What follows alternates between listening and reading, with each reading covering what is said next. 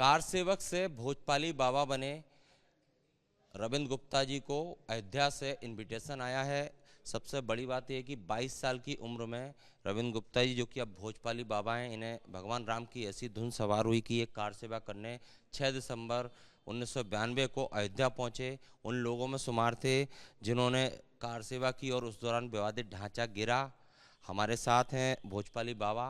इनको इनविटेशन भी आया है। ये देखिए मेरे हाथ में जो आप इनविटेशन देख रहे हैं, चंपत राय जी जो कि श्री राम जन्मभूमि तीर्थ क्षेत्र के महासचिव हैं, उनकी तरफ से इनको 22 जनवरी 2024 यानी कि रामलला की प्राण प्रतिष्ठा का जो कार्यक्रम है उसमें सम्मिलित होने के लिए इनविटेशन भी आया है। ये पूरा वो इनविटेशन है। भोजपाली बाबा से हम बात करेंगे, जानेंगे तब क्या हुआ था और अब ये कितने खुश हैं। रविंद्र जी, आपकी पुरानी पहचान है, जब 22 साल के थे रविंद्र गुप्ता थे, इसी जगह पर आप रहते थे। अचानक क्या धुन सवार हुई कि आप कार सेवा करने निकल गए? देखिए, मैं उस समय 21 साल का होने वाला था और श्री राम जन्मभूमि पर कार सेवा का आह्वान हुआ था 6 दिसंबर 1992 को। तो उसमें मैं अपनी माँ से लड़ झगड़ कर गया था। मेरी माँ जाने नहीं दे रही थी क्योंकि 1990 वाली पहली कार सेवा में नरसंहार हुआ था। 250-300 साधु संतों की निशन हत्या हुई थी। तो उसका आक्रोश पूरे हिंदू समाज में था। उस समय मैं विद्यार्थी परिषद के कार्यकर्ता पदाधिकारी के नाते सक्रिय था। तो हमारी वाहिनी यहाँ से पुराना भोपाल से गई, तो उसमें मेरा भी जाना हुआ था। वहाँ आप किस तारीख को पहुँचे और क्या देखा, आपने किस तरह सहयोग किया? हम 29 नवंबर को यहाँ से पहुँच गए थे और 29 नवंबर के बाद कार सेवकों का जाना बंद कर दिया था क्योंकि अयोध्या में बहुत भीड़ हो गई थी। लगभग 15 लाख लोग हो गए थे। तो मेरा सौभाग्य रहा कि मैं अंतिम वाहिनी में अंतिम दिन जाना का हुआ। और 29 नवंबर से लेके 7 दिसंबर तक उस समय हम अयोध्या में रहे थे। तो रोज़ हमारा कार सेवा, रोज़ अब सरयू में नहाना और इंतज़ार करना 6 दिसंबर का। और जब 6 दिसंबर आया तो सब कार सेवकों को यही सूचना थी कि सुबह 9 बजे सरयू मैया की रेत लेकर और सामने जो श्री राम जन्मभूमि पे जो विवादित ढांचा बना हुआ था उसके सामने एक गड्ढा बनाया गया, खोद दिया गया था। उसमें प्रतीकात्मक रूप से रेत डालना था। तो हम सभी लोग सुबह सुबह स्नान करके सरयू मैया में और रेत अपने हाथों में लेकर वह पूरे अयोध्या को घेर कर कार सेवक बैठ गए थे। पूरे रोडों पे बैठे हुए थे। तो मैं हमारी टोली के साथ लगभग 1 किलोमीटर दूर, श्री राम जन्मभूमि से 1 किलोमीटर दूर हम लोग बैठे श्री राम जय जय राम की धुन गा रहे थे। अब लगभग 11:15 बजे करीब हमको कानों में सुनाई दिया, क्योंकि उस समय हम लोग सुन के वहाँ पे जो नेताओं के भाषण हो रहे थे मंच से, वो हम लोग बड़े ध्यान से सुन रहे थे। उसी बीच में शोर शराबा हुआ कि कुछ उपद्रवी कार सेवक विवादित ढांचे में घुस गए हैं। तो थोड़ा फोड़ी शुरू हो गई। तो हमने भी हमारे अधिकारी जी से कहा कि भाई साहब अपन चलें क्या? तो अधिकारी जी कहने लगे कि नहीं, अपने को यहीं रुकना है, श्री राम जय जय राम का करना है। तो हम युवा मन था, हम लोगों ने एक दूसरे को इशारा किया और 15 मिनट में किसी के सर पे पैर रख के, किसी के कंधे पे पैर रख के, और हम लोग विवादित ढांचे में जो वहाँ जाकर देखा तो हजारों कार सेवक, कोई मस्जिद 3 गुंबद पे चढ़े हुए हैं, नीचे से गेती चल रही है, ऊपर से भी तोड़ रहे हैं।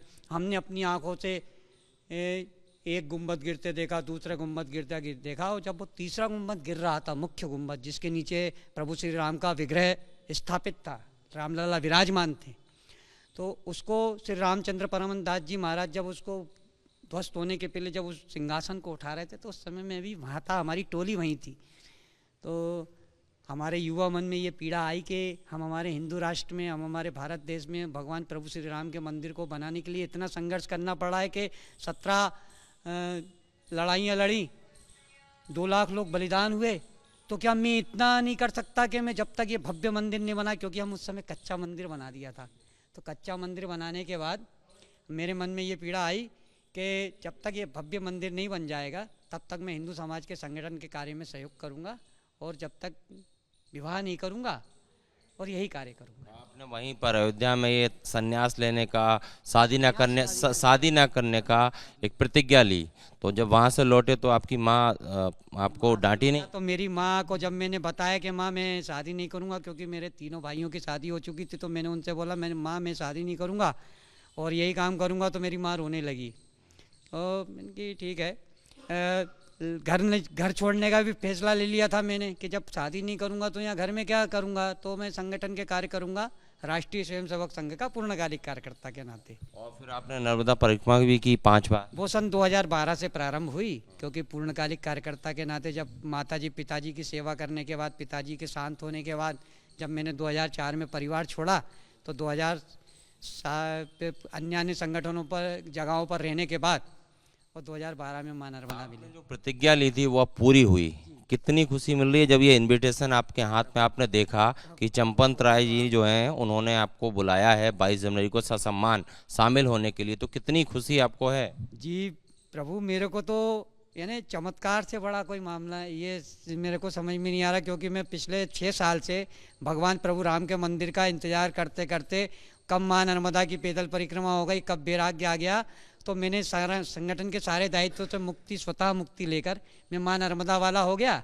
तो पिछले 6 साल से तो अननोन पर्सन बने घूम के मैया किनारे घूम रहा था, और ये कहाँ से कि भैया आप बैतूल के संत के नाते आपको प्रभु ने बुलाया है, आपको जाना है, ये आमंत्रण आया। तो मैं तो अपने जीवन क्या जन्म जन्मांतर कृतार्थ हो गए, आनंद आ रहा है। कब निकलेंगे आप भोपाल से या बैतूल? जनवरी को मैं निकलूंगा बैतूल से, क्योंकि वहाँ बैतूल के संत के नाते बुलावा आया है।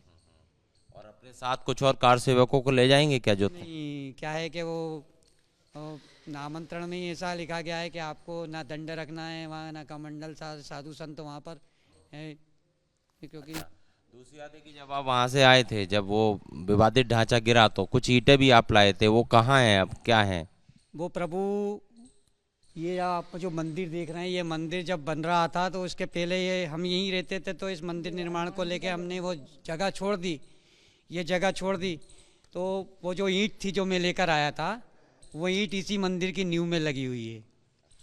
देखिए, रविंद्र गुप्ता से भोजपाली बाबा बने, ये कुछ यादें हैं जब ये 6 दिसंबर 1992 की, ये इसमें जो तस्वीर देख रहे हैं ये रविंद्र गुप्ता जी हैं, और अब ये साक्षात भोजपाली बाबा हैं।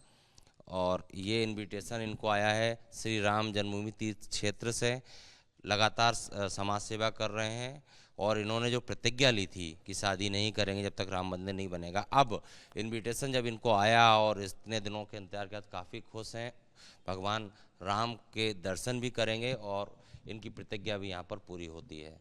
कैमरामैन संजय अंकल के साथ Satyavijay Singh, Republic media network, Bhopal.